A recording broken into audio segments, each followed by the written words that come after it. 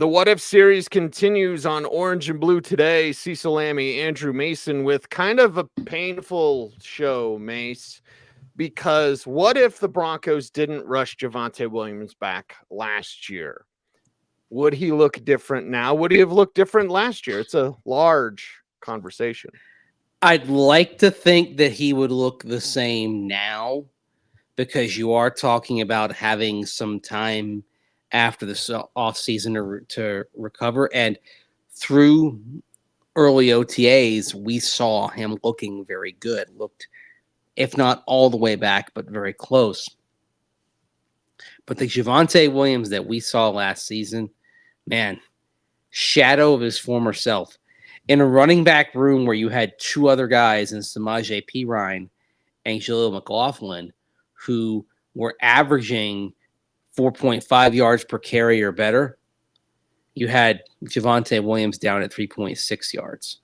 You had Samaje Perine with a 24-yard run, Jaleel McLaughlin with a 38-yard run and some explosive plays, and Javonte Williams didn't have that. Javonte Williams, his longest play, either a reception or a rush last year, was only 21 yards.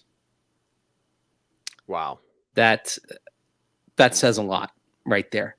And both Samaje Perine and Jaleel McLaughlin with fewer opportunities, each had longer runs, each had longer receptions. And we have to point to something on the offensive line that we've quoted quite a bit on this show is like they were third in run block win rate. Yeah. Number 3, they're not a bad offensive line at all. In fact, they're quite dominant when it comes to opening up holes. And Javonte just couldn't get the burst to get there. Yeah, he couldn't get the burst.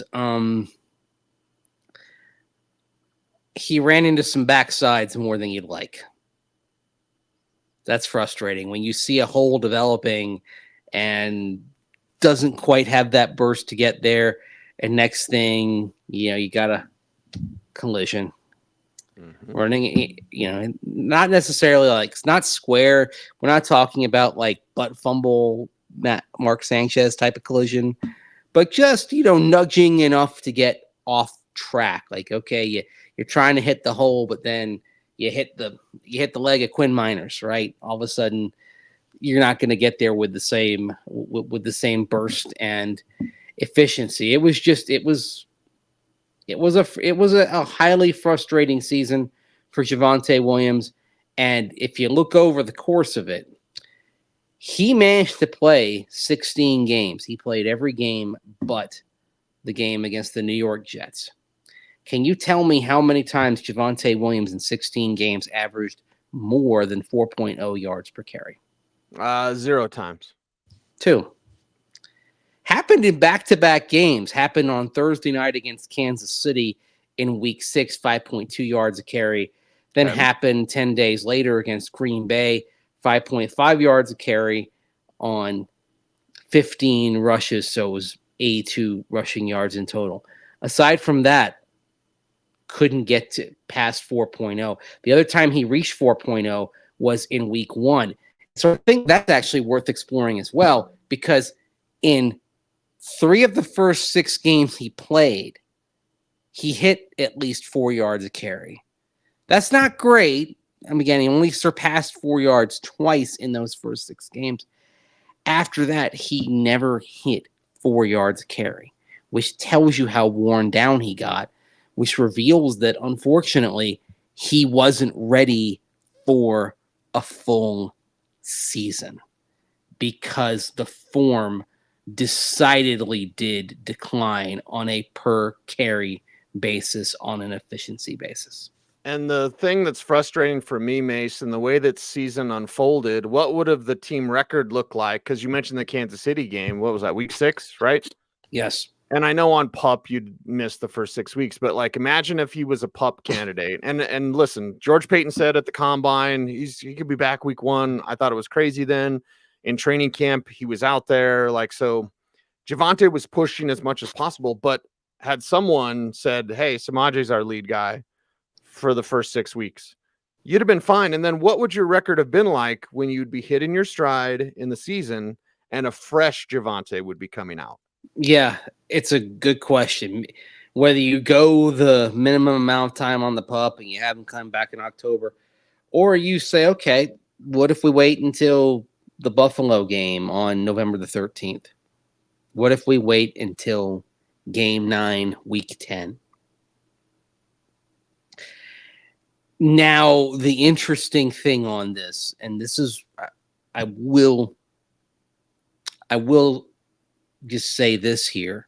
There is some logic to pushing him back in training camp because you get a better opportunity to see, okay, he ran today in a full contact practice. We're going to have full contact tomorrow.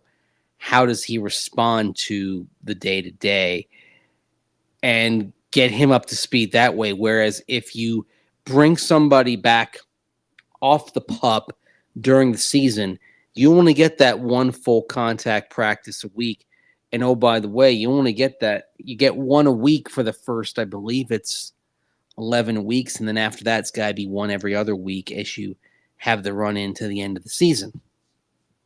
So the opportunities to truly gauge readiness for full contact, full tilt work are much more limited in the season than they are in training camp.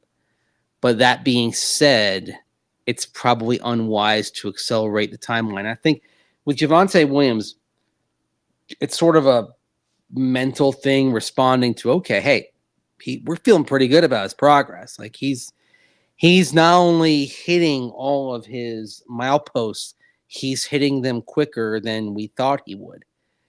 It doesn't change the nature of an injury that involves multiple ligaments. And when you had Samaje Perine and you had Jaleel McLaughlin showing a spark as far back as OTAs, I mean, we didn't start talking about Jaleel McLaughlin in training camp. You and I were talking about him back very early on, May and June. Maybe we're tap dancing around it, something like, hey, Mike Anderson's jersey number looks pretty good out there. But it was obvious.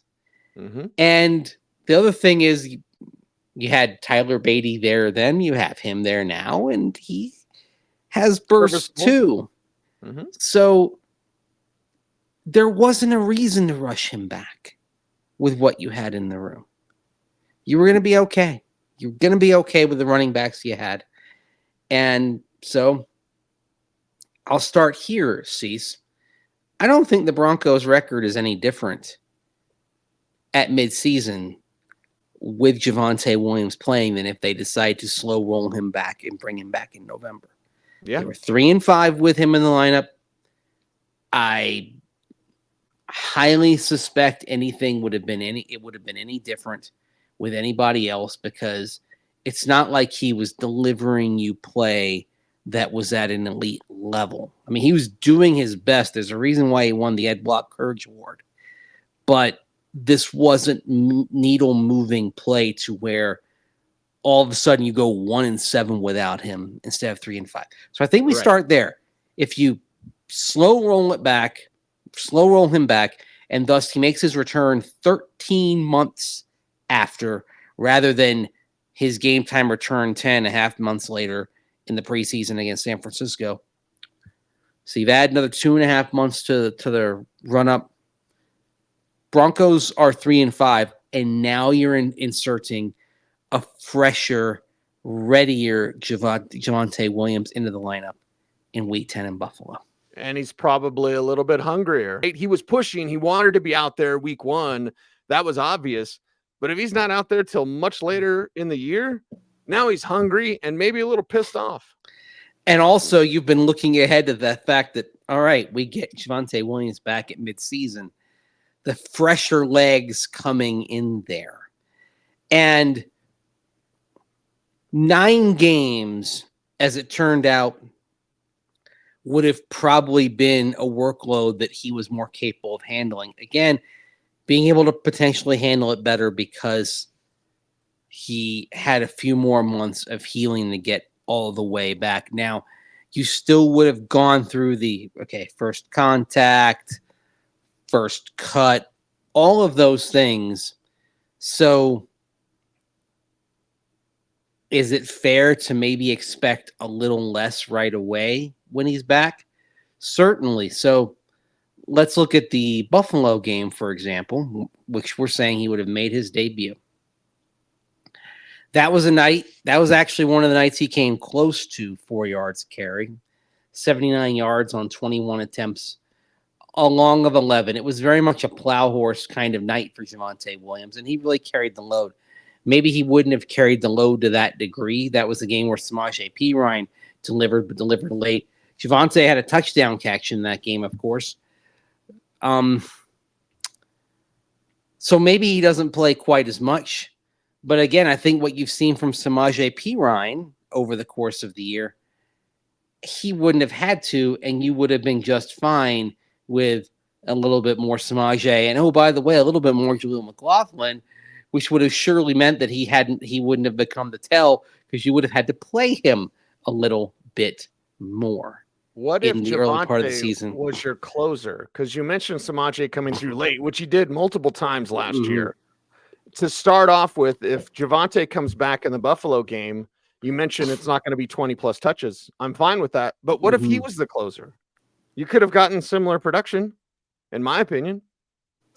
Is there a game that would have been different if Javonte Williams had been your closer and not Samaje Perine? A fresh Javonte would have been your fresh closer. Javonte. Houston, maybe?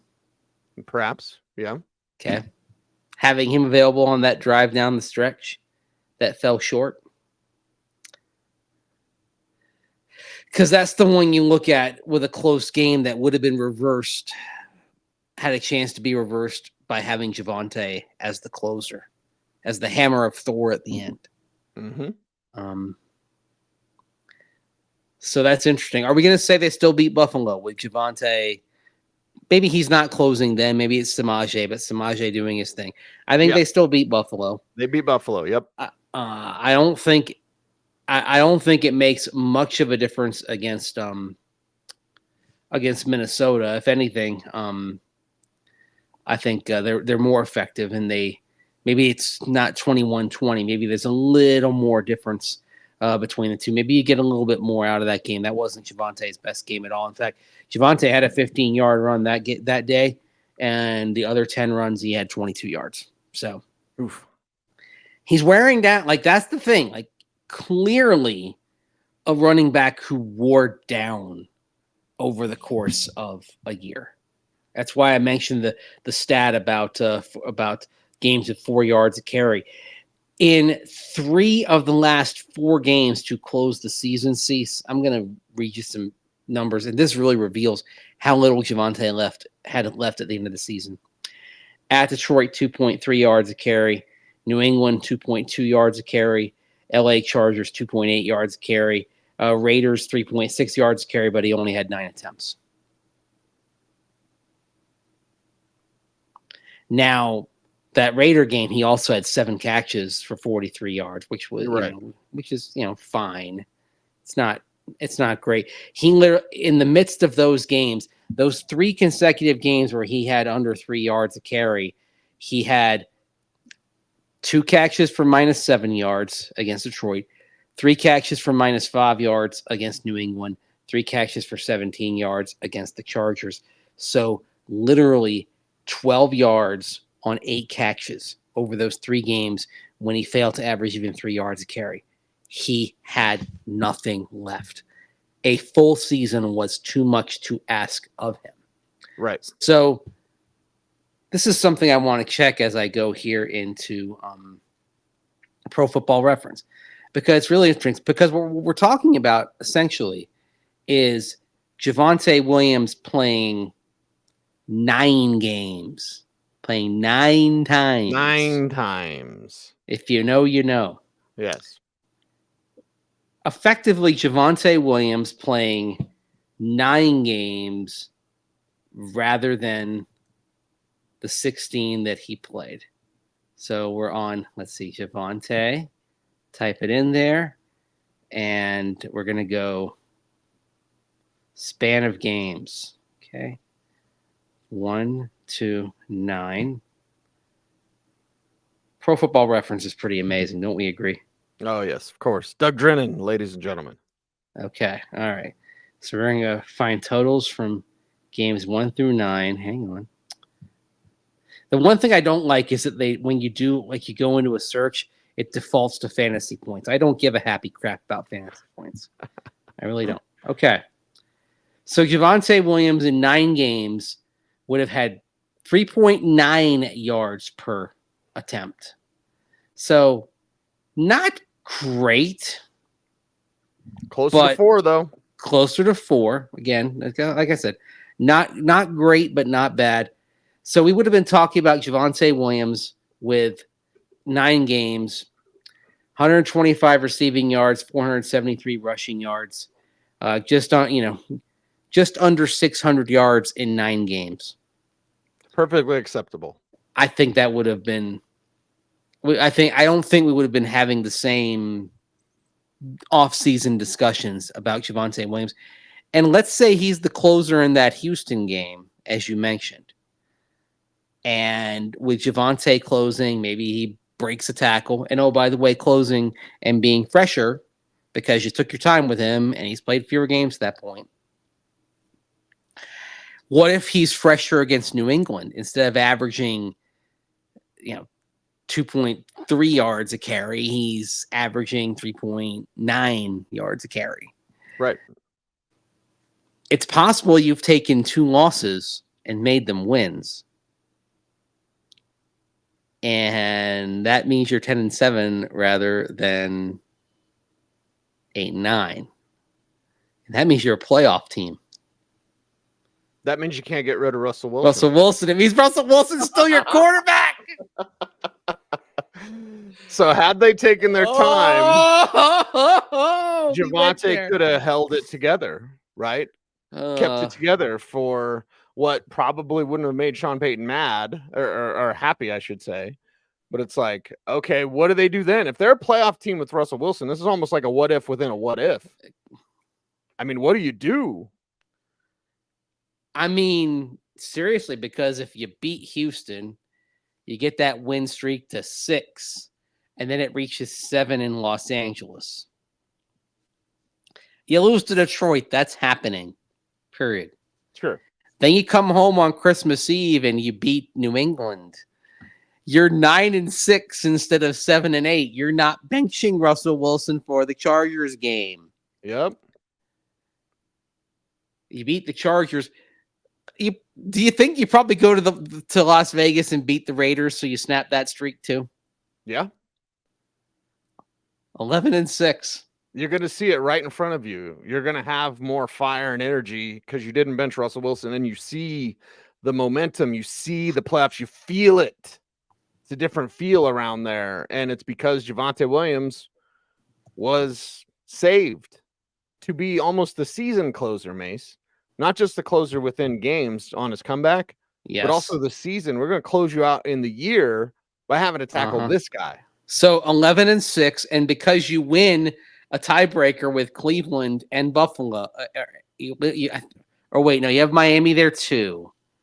All right, I'd have to go back and see the permutations here. So you're in a 3-way tiebreaker at 11-6. I think the Broncos would have been second in that tiebreaker. So that would have sent them. That would have been second seed versus 6th seed, or versus 5th seed. Pardon me, because it's 3. It's 1's off, so it's 2-7, 3 or it's 2. Yeah, 3rd seed. So that would have meant that you played. He would have played. I think he would have played Kansas City. Okay. Kansas City round 1. That's your playoff game. How's it go? They get absolutely walloped. On does that give Sean Payton the impetus to say, like, see, Russ, we can get there with Russ, because Sean would go to ownership because he's probably been doing it the whole year of like, I can only get this guy so far. And so they make the playoffs. They get walloped by Kansas City, like 35-10. And then he goes to ownership and says, I just can't. I mean, we can get there with this guy, but I can't get it over the hump. Yeah, but you're getting walloped probably on a night where everyone's not talking about the game. They're talking about how freaking cold it was, right? Because that was the game that nearly got moved because it was so. So how does Javonte help you in a snowplow game? I You're don't. going to run the ball. You're not going to throw the ball a whole lot. Like, so do you really get walloped? Because it's Pacheco versus Javonte, basically. And Pacheco in that game, 89 yards, 24 carries, and a touchdown. But now, actually, the thing about that game is the Chiefs got $130 from Rashee Rice through the air, 71 yards through Travis Kelce in the air. One of the whole things about nights like that sometimes is the footing goes, and it affects the defense more than the offense, because offensive players know where the skill players, they know where they want to go, where they want to make their cuts, etc. The defense reacts to it. That's why if you see a snow game with no wind, expect a high scoring game, because that's the kind of game that sets up to be like 31-30, because you got defenders slipping all over and the receivers know their points. They know where they know where they're trying to go. It's tough. Like, you're a playoff team, so you got back to the postseason. Russell Wilson didn't get benched, so you have no clue on Jarrett Stidham. Man, that becomes a really tough sell to cut Russell Wilson. Yeah.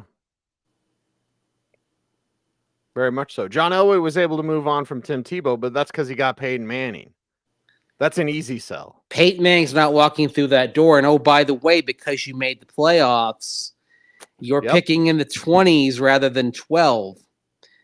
And imagine if you've decided, okay, let's say you did move on from Russell Wilson. Are you getting Bo Nix? No. You're having to trade. You're having to trade up for Bo Nix if you want him. Speaking of trade, could you have traded Russell Wilson at all with that money after a playoff appearance? It would have been a weird sell as well. Why are you trading him? You guys just made the playoffs. Yeah. Why are you cutting him? I mean, gosh. Yeah. It's complicated. Like, Javonte is fresh. Now you're kind of in a worse spot than you are right now. Do you think the Broncos still would have cut Russell Wilson? It wouldn't have. I will guess Sean Payton didn't want to work with Russell Wilson any longer than he had to. Okay. I feel that's a good guess. So there wouldn't have been a conversation with Greg Penner or Kerry Walton Penner saying, you made the playoffs with this guy, figure it out. I don't believe so. Peyton would still have the cachet to make that call. You know what I mean? Had he stumbled around 9-7, 9-8, whatever, and then a few years in, then the Penner group could be like, you know what? You got to figure this out. He'd be crediting everybody else but Russell Wilson. He'd be You know what? Javonte. Like, hey, we got Javonte back, and he helped us close out Houston there at the end, right? Right. He had a couple of nice catches. He made somebody miss because we waited 2.5 more months to give him his first game time work, and he was fresher. So he would have gone down the list and credited everybody but Russ. The games that we know Sean Payton didn't like in Russell Wilson, they would have still existed. The off-season debate would have been really something. And here's another thing to consider. You're picking, say, 22, 23, like 23rd in the draft, perhaps, instead of 12.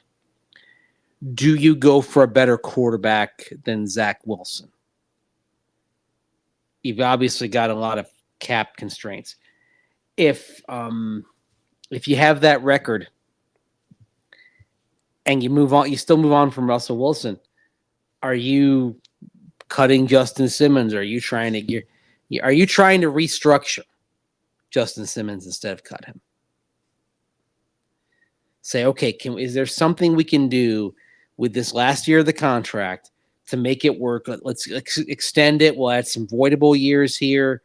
so we can get this cap number down and keep you around. You think that happens? Yeah.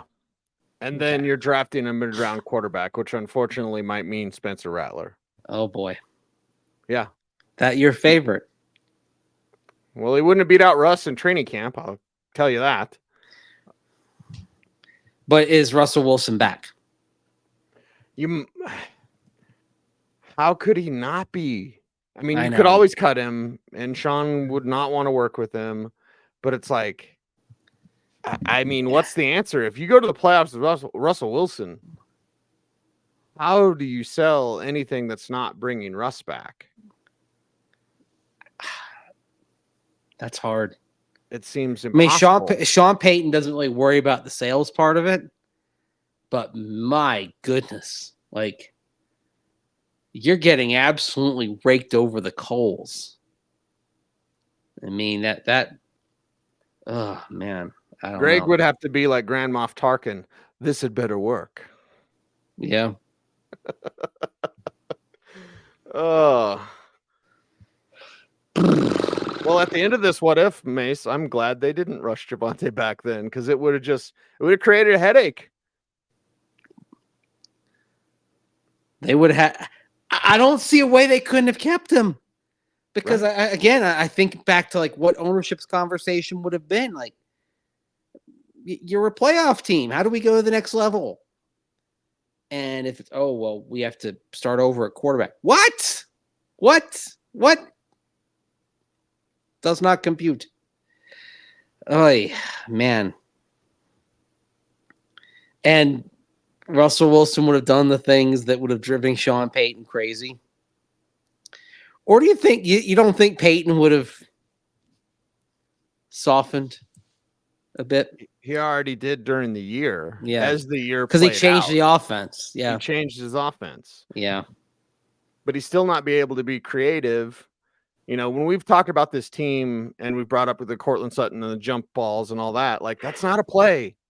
Mm-hmm. That's a, like, bail you out, pressure's on, throw it up to the big man, go get it. That's not a design. And coaches like Sean Payton enjoyed seeing their design become actualized. Yes. It's part of the equation, part of the job, part of the allure. Wow, this what if's kind of uncomfortable. Because we're in part this of it. Purgatory, right? It's funny because during the downtime, during the OTAs, I saw an article about teams in QB purgatory, and the Broncos weren't among them. I mean, Bo Nix is a certainty, right? Mm-hmm. That's a plan. That, whether it works or not, that is something around which you can start planning out A, B, C, D down the line. Like, you have a direction with Bo Nix. Russell Wilson coming back for another year with Sean Payton, I don't think it would have felt the same way. No. And if Jarrett Stidham goes out there and is dropping the dimes like he did the first 2 weeks of OTAs, Sean Payton might think, I wonder what happens. Yeah. Tempting. But he couldn't do it then. He'd have to wait for Russell Wilson to go out there on the field and fail. And so remember, by keeping him, it would have guaranteed his 2025 money. Yeah. So basically, that conversation. So now it's 2 more years of Russell Wilson. 2 more years. Mm-hmm. Wow. They'd have to get rid of him then. Mm-hmm. Or Sean would be looking for another job. Well, he would, yeah. Well, the thing is, he wouldn't have the alignment he wanted. Like, you want the coach, the GM, ownership, but you also want the quarterback. See, today, the Broncos have alignment for the first time in a long time. Mm-hmm. They would have made the playoffs, but they wouldn't have had alignment. And I think that would have eaten away at Sean Payton pretty fierce. This one is a weird one. So let us know in the comments section what you think would have happened had Javonte been held back, comes in fresh, Broncos make the playoffs with Russell Wilson. What do you do? Let us know. This became as uncomfortable as some of these would you rathers. I know. It's like a would you rather within a what if that had a what if within the what if. Oh, pain. And I haven't even gotten to just my own personal thought. And not that it matters. Not what we chuckleheads think as far as our jobs don't matter. But it would have been another year of Russell Wilson press conferences. Oy. Oh, man alive. I don't know if I could have done that. That would not be fun. What's fun, as always, doing this show, and appreciate your audience here on YouTube. But Mace, before we're out of here, how could folks help us out? Like, comment, share, subscribe, hit that notification bell so that you never miss a vid. That's right. He's Andrew Mason. You can follow him on all the socials at Mace Denver. I'm at Cecil Lammey saying OBT is a BFD. Thanks for watching. Stay tuned and stay frosty.